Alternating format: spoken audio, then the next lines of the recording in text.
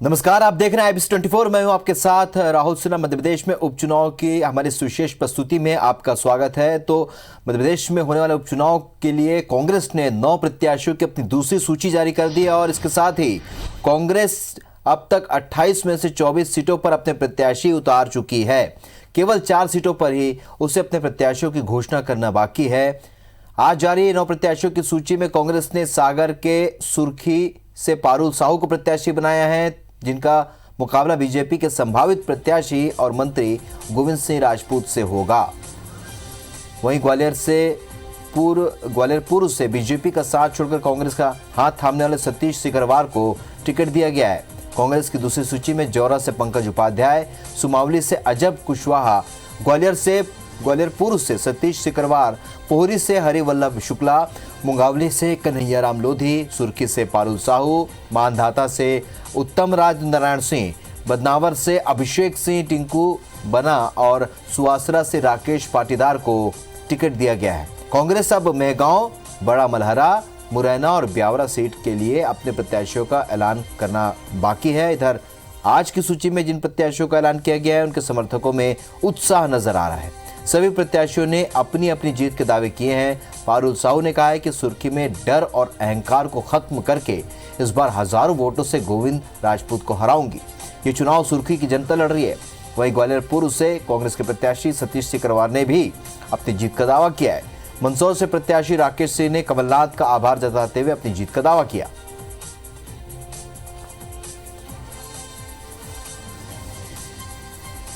इस बार का चुनाव पूर्ण रूप से जनता लड़ रही है और मुझे पूरा भरोसा है जनता के साथ इस बार न्याय होगा और जनता अपनी लड़ाई मजबूती से लड़ेगी। और जो जनता के साथ धोखा हुआ है, जनमत के साथ जो धोखा हुआ है, तो उस धोखे का जवाब जनता देगी। सबसे पहले तो हमारे पार्टी के शीर्ष नेतृत्व को धन्यवाद देना चाहता हूं कि हमारी राष्ट्रीय अध्यक्ष आदरणीय सोनिया गांधी जी, राहुल गांधी जी और मध्य प्रदेश के पूर्व यशस्वी मुख्यमंत्री और मध्य प्रदेश कांग्रेस कमेटी के अध्यक्ष आदरणीय कमलनाथ जी का और मध्य प्रदेश के तमाम शीर्ष नेतृत्व का, जिसने मुझ जैसे एक छोटे से किसान परिवार के कार्यकर्ता पर भरोसा जताया।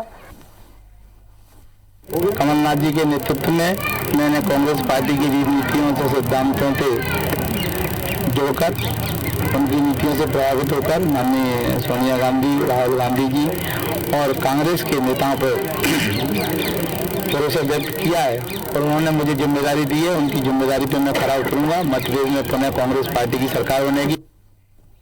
तो मध्य प्रदेश की सियासत में ब्यावरा विधानसभा सीट का अपना अलग ही महत्व है। ब्यावरा में कोई भी पार्टी अपना प्रत्याशी अभी तक क्लियर नहीं कर पाया है। बीजेपी की अगर बात करें तो साल 2018 के चुनाव में बीजेपी उम्मीदवार नारायण सिंह पवार को कांग्रेस के गोवर्धन दांगी ने 826 वोटों से शिकस्त दी थी। इस वजह से बीजेपी इस सीट पर अभी तक अपना उम्मीदवार तय नहीं कर पा रही है। तो वहीं दिग्विजय सिंह के प्रभाव वाले इस क्षेत्र में अब खुद दिग्विजय सिंह भी उम्मीदवार के चयन को कमलनाथ पर उन्होंने छोड़ रखा है। हालांकि वो इस सीट पर एक बार फिर से परचम लहराने की कोशिश में लगे हुए हैं। पिछले 27 साल से इस सीट पर लगातार 2 बार कोई भी पार्टी चुनाव नहीं जीत सकी है और ना ही किसी प्रत्याशी ने ऐसा किया है। देखो, कांग्रेस पार्टी के एक नेता है कमलनाथ जी हमारे नेता है। भाजपा में तो कई नेता है, शिवराज सिंह चौहान, नरोत्तम मिश्रा, सिंधिया जी और आगे हमारा एक नेता कमलनाथ। क्या ब्यावरा से आदेश हम सब मानेंगे। मध्य प्रदेश में उपचुनाव की सरगर्मी के बीच किसान कर्ज माफी का मामला अब उफान पर आ गया है। कांग्रेस लगातार दावा कर रही है कि किसानों की कर्ज माफी हुई है, जबकि पहले विधानसभा में कर्ज माफी की बात मानने वाली बीजेपी सरकार अब कांग्रेस के दावे को झुठला रही है और कर्ज माफी को लेकर श्वेत पत्र जारी करने की तैयारी कर रही है।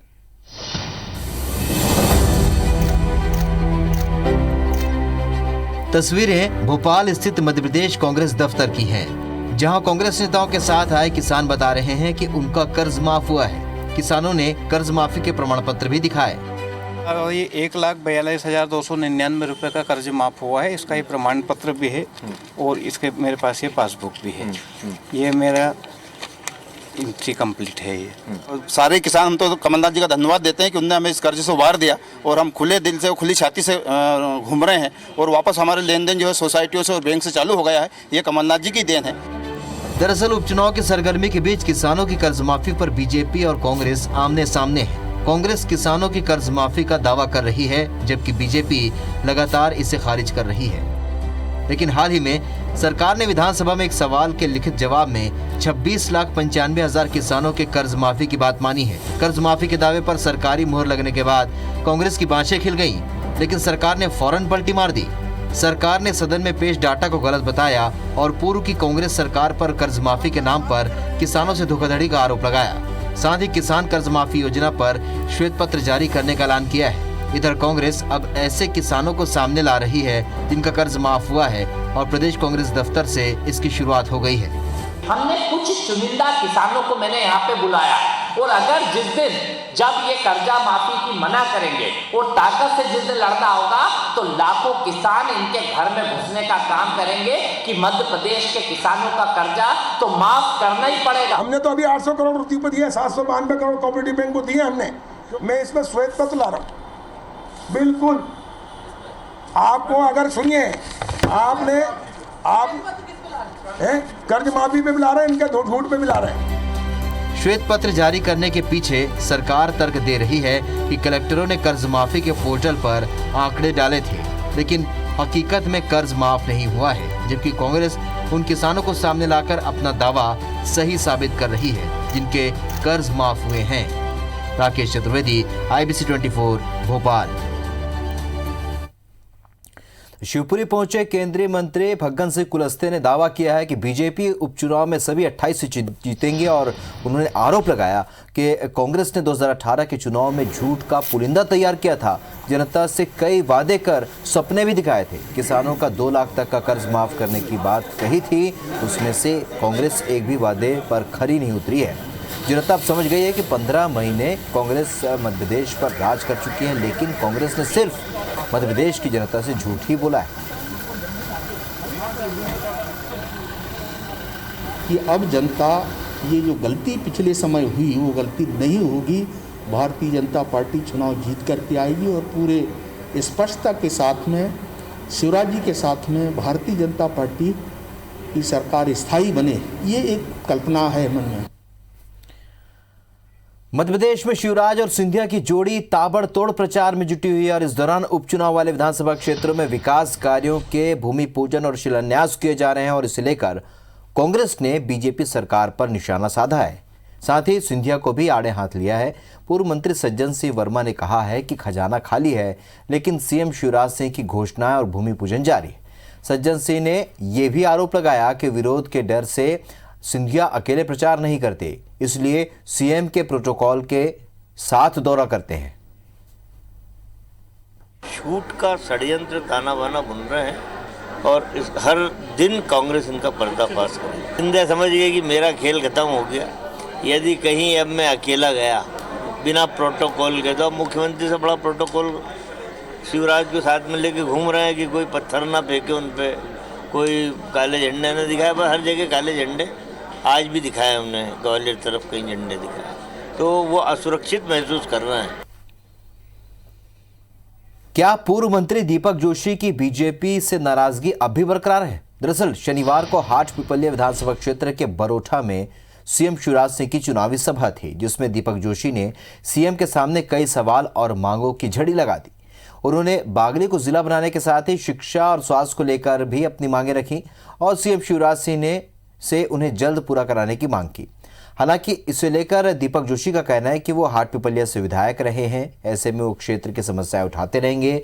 पार्टी से नाराजगी की बात पर उन्होंने साफ किया कि उनकी कोई नाराजगी नहीं है। वहीं दूसरे सियासी दल में शामिल होने के सवाल पर उन्होंने कहा कि वो जहां हैं वहीं रहेंगे।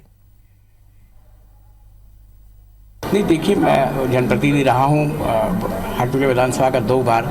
मैंने जो कोशिशें की उन कोशिशों में अगर कुछ कमियां थी, जैसे बरोठा गांव में ही महाविद्यालय होना चाहिए क्योंकि आसपास 4-5 हायर सेकेंडरी स्कूल हो गए।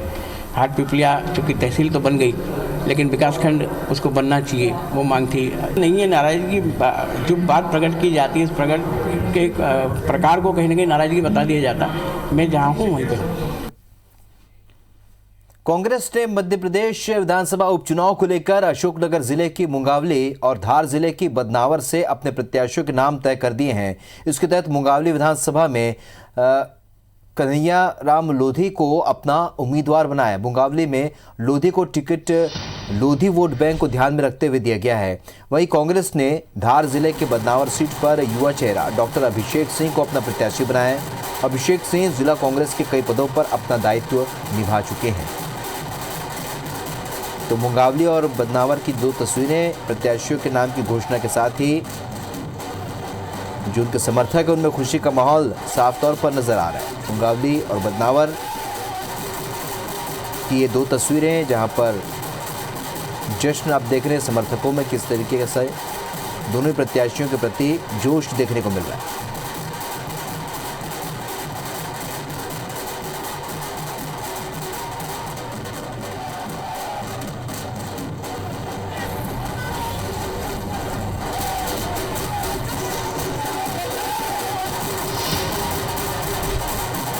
तो मुंगावली की तस्वीर आप देखिए। मध्य प्रदेश विधानसभा उपचुनाव के लिए प्रत्याशियों की घोषणा इस वक्त लगातार जारी। कांग्रेस के प्रत्याशी ज़्यादातर जगहों पर घोषित हो चुके हैं। मुंगावली से कन्हैया राम लोधी को प्रत्याशी बनाया गया है लोधी वोट बैंक को ध्यान में रखते हुए।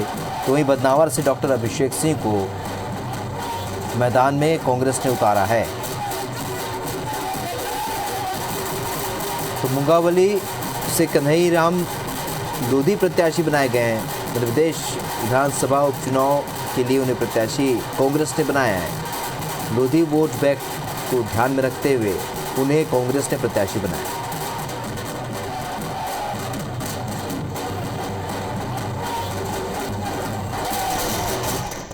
और अब बदनावर की ये तस्वीरें देखिए जहां पर प्रत्याशी घोषित होते ही किस तरीके से यहां पर जो समर्थक है उनमें ज़बरदस्त उत्साह देखने को मिल रहा है।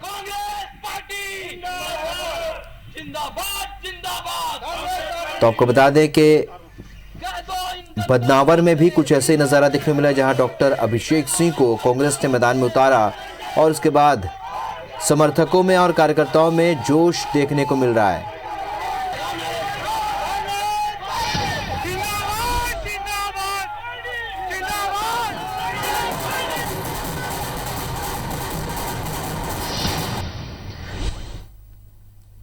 मुझे बहुत अच्छा लग रहा है। कांग्रेस पार्टी ने मुझ पर विश्वास जताया है। मैं इस क्षेत्र की जनता के लिए मान सम्मान और इनके हक और अधिकार की लड़ाई लड़ूंगा। कांग्रेस पार्टी ने मुझे बदनावर सीट से अपना उम्मीदवार चुना। मैं कमलनाथ जी को इसका दिल से आभार करता हूं, धन्यवाद करता हूं और सभी कांग्रेस के वरिष्ठ नेताओं का धन्यवाद करता हूं और यह विश्वास दिलाना चाहता हूं कि अभिषेक सिंह अकेला चुनाव नहीं लड़ेगा। कांग्रेस का एक एक कार्यकर्ता अभिषेक सिंह बनकर चुनाव लड़ेगा और इस प्रदेश में पुनः कांग्रेस की सरकार बनेगी।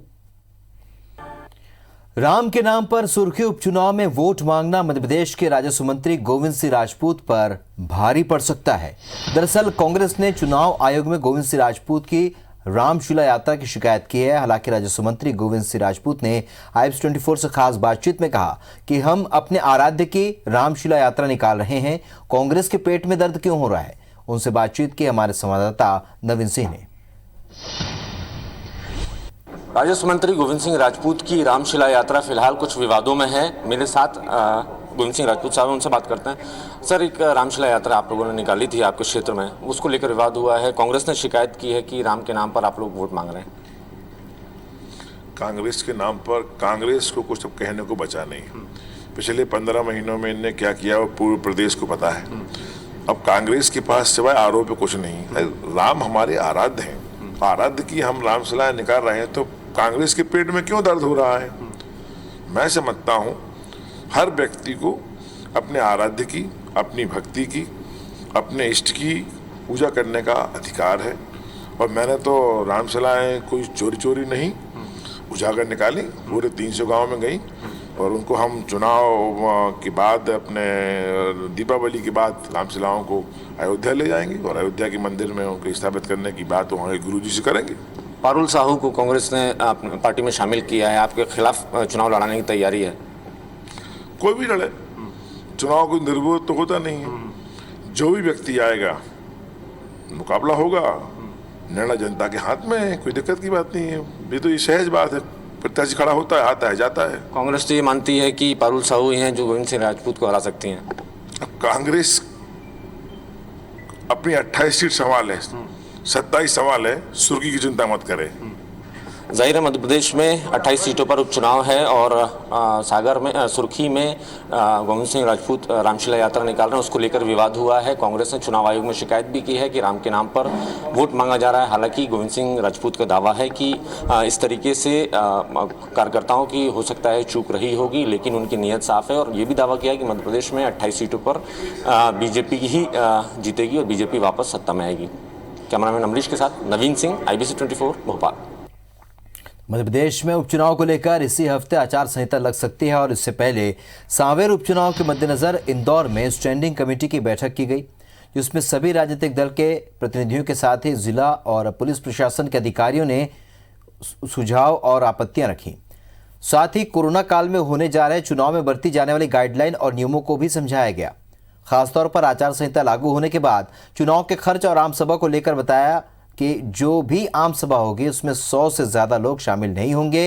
हालांकि राजनीतिक दलों ने आपत्ति दर्ज कराई है कि स्टार प्रचारकों की आम सभा होगी उसमें लोगों की संख्या को 100 से बढ़ाकर 500 तक किया जाए, क्योंकि स्टार प्रचारक बार बार सभा लेने के लिए आएंगे, लिहाजा इसमें थोड़ी रियायत दी जाए। इसके अलावा कांग्रेस ने आंगनबाड़ी कार्यकर्ताओं से मतदाता पर्ची का वितरण कराने पर आपत्ति दर्ज कराई। कोविड के प्रोटोकॉल्स आए हैं वो इलेक्शन कमीशन के, कोई भी जहाँ भी कुछ भी कार्यक्रम होगा, चाहे हम लोग इसका रेंडमाइजेशन करेंगे, कोई भी अगर स्टार प्रचारक भी आता है तो उसको एक जगह पे 100 से ज़्यादा की व्यवस्था, 100 से ज़्यादा की सभा नहीं हो सकती है। हमको जब भी लगा था कि एक दो चीज़ ऐसी हैं जिसमें सुधार होना चाहिए, उसका सुझाव दिया है। कुछ और आवश्यकता है उसका लिखित में सुझाव होगा कि यदि स्टार प्रचारक दोनों पार्टी से आते हैं तो उसको 500 संख्या करी जाए। 100 बहुत कम होती है। और आंगनवाड़ी के कार्यकर्ता के साथ हमने एक और अधिकारी को साथ में ड्यूटी लगाई जाए ताकि ये सही तरीके से मतदाता पर्ची का वितरण हो।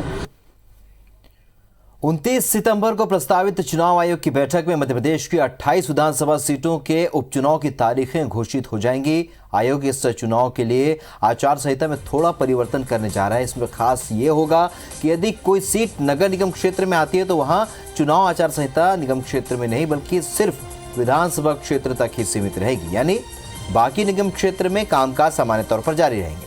जबकि जिन सीटों में नगर निगम नहीं है वहां ये पूरे जिले में लागू रहेगी। 28 में से 13 सीटें 7 जिलों के नगर निगम के अंतर्गत आती है तो 15 सीटें 12 जिलों में।